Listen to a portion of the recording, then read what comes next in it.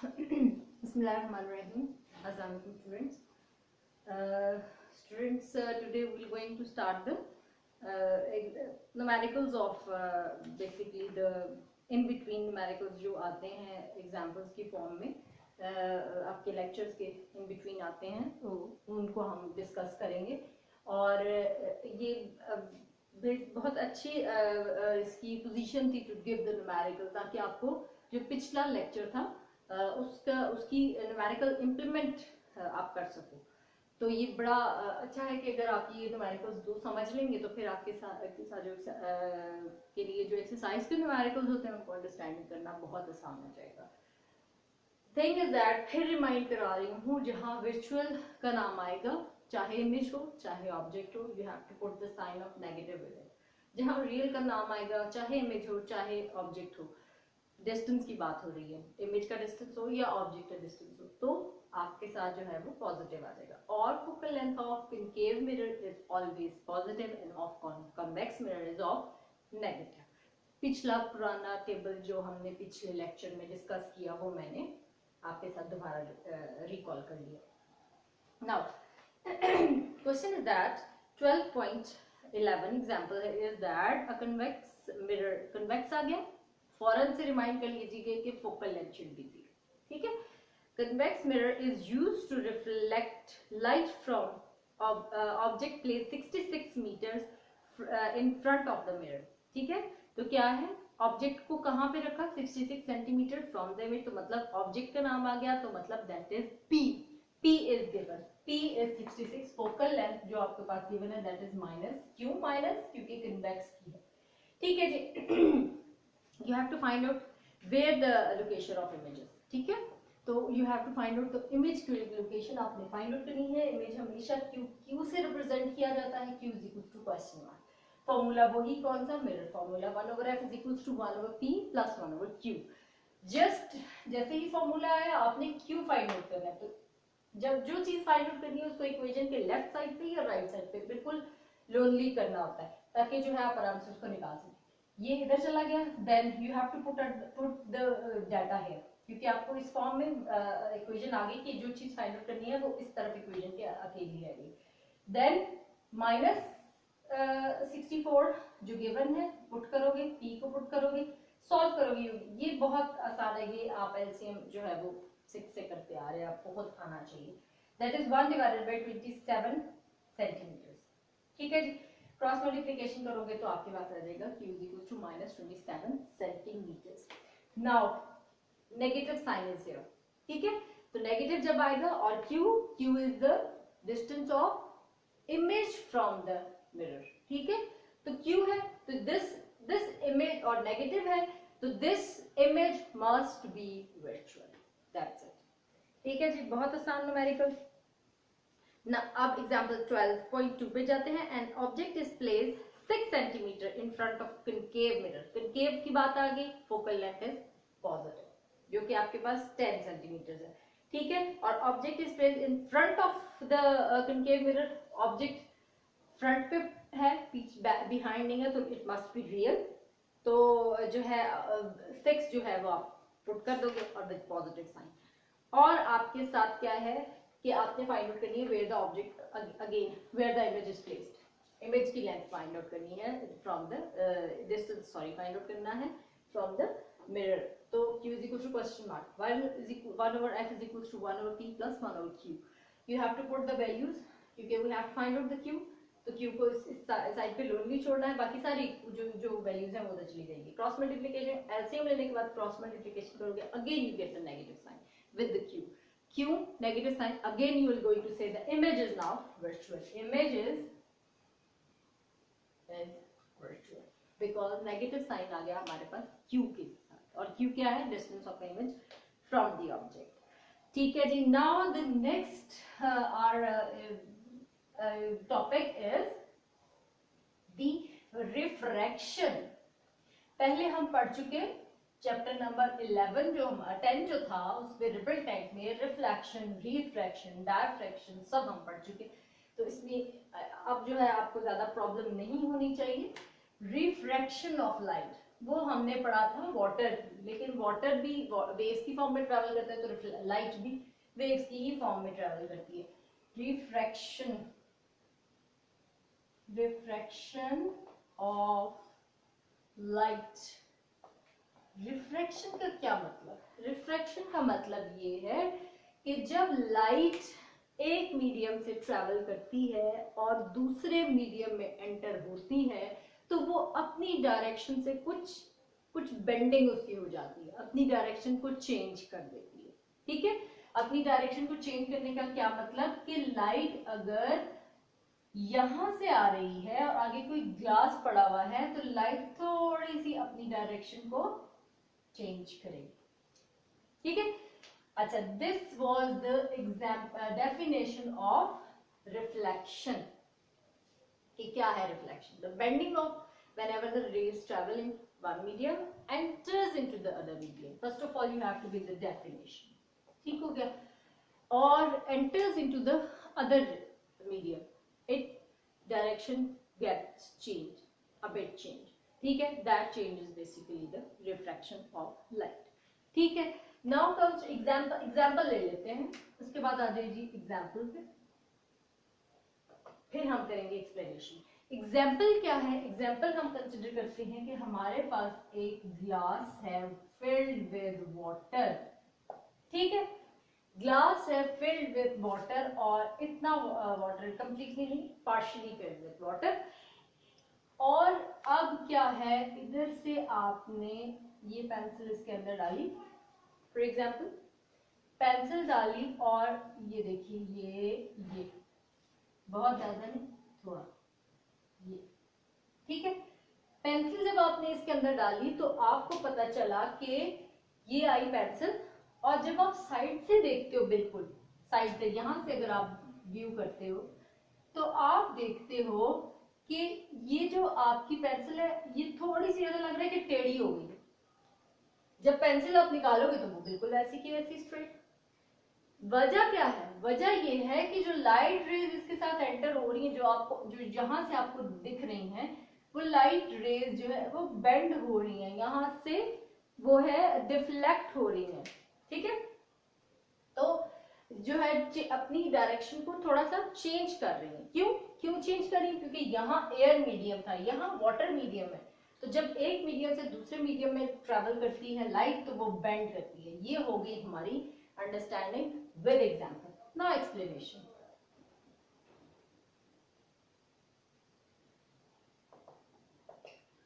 Now come to the explanation. जी, now we'll start the explanation. या number 2 example ही कर लीजिए, इसको एग्जाम्पल नंबर 2 कर लीजिए या एक्सप्लेनेशन कर लीजिए। एक्सप्लेनेशन कर लीजिए तो ज्यादा बेहतर है, क्योंकि इसमें आपको पता चलेगा कि कौन सा एंगल ऑफ इंसिडेंस है, कौन सा एंगल ऑफ रिफ्लेक्शन है, कौन सी लाइन। ठीक है, तो हम कंसिडर करते हैं, that is we are considering a slab of glass.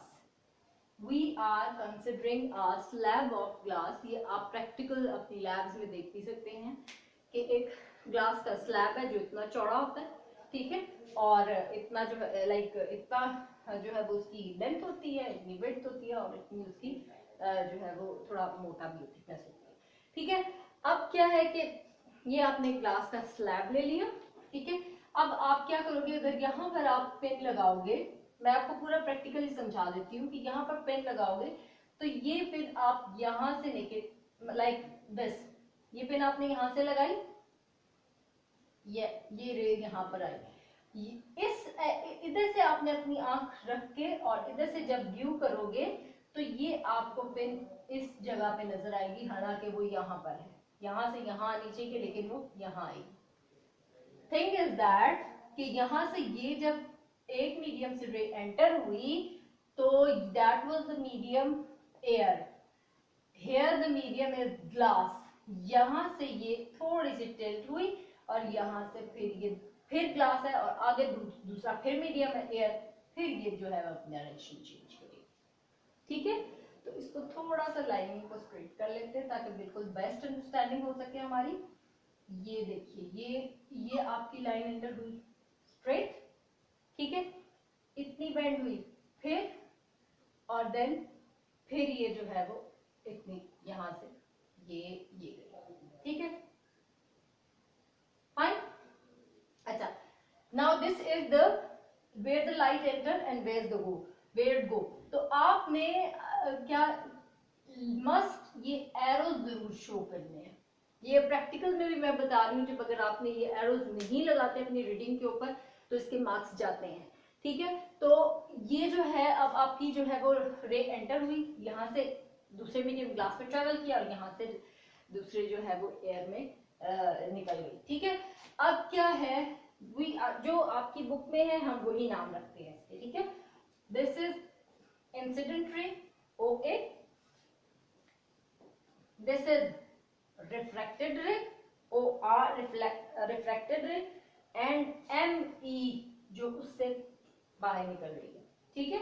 Again दोबारा, नाउ दिस इज नॉर्मल, एक नॉर्मल ड्रॉ कर लेते हैं हम।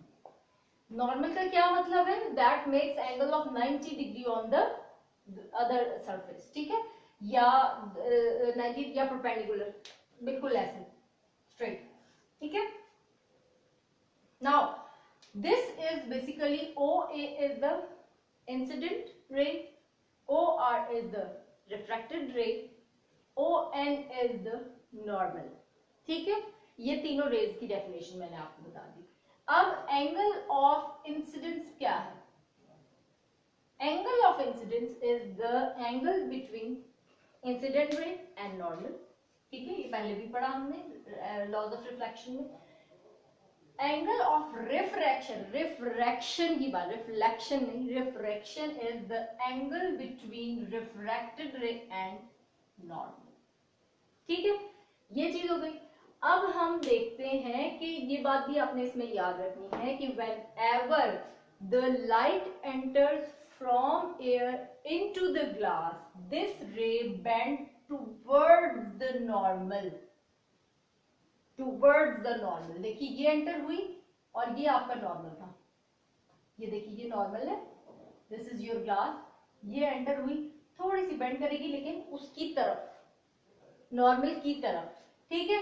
अब whenever the ray enters from glass to air, तो अब जो है ray bends away from the normal, इसमें यहां पर ड्रॉ कर लेते हैं नॉर्मल। ये देखिए दिस इज योर ग्लास, ये ग्लास है, यहां से एयर में एंटर होगी दोबारा।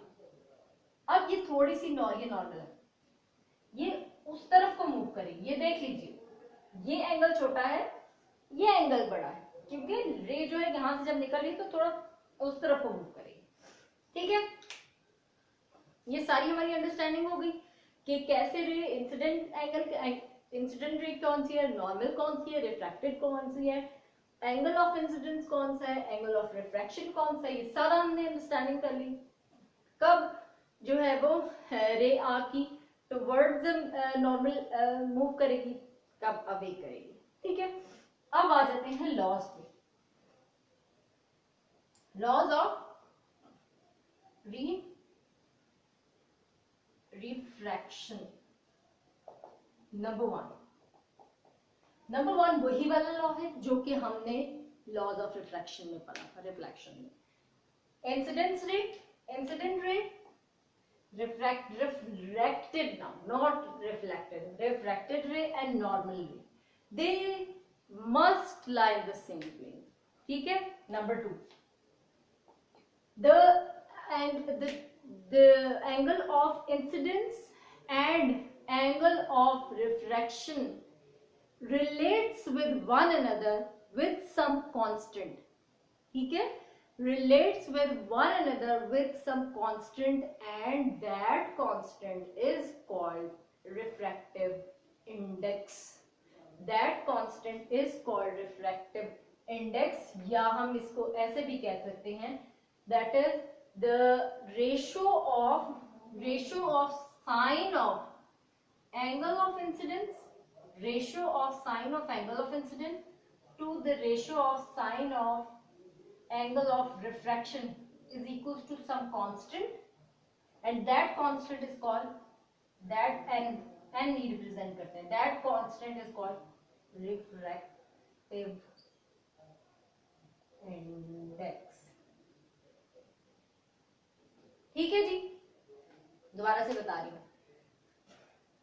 Sign of incidence over sine of refraction, angle of incidence, ठीक है, और एंगल ऑफ रिफ्रैक्शन, इन दोनों की आपस में जो रेशियो है, रेशियो मतलब इनको जब डिवाइड करेंगे तो किसी कांस्टेंट के इक्वल आएगा, वो कांस्टेंट क्या है, that is called angle of refraction.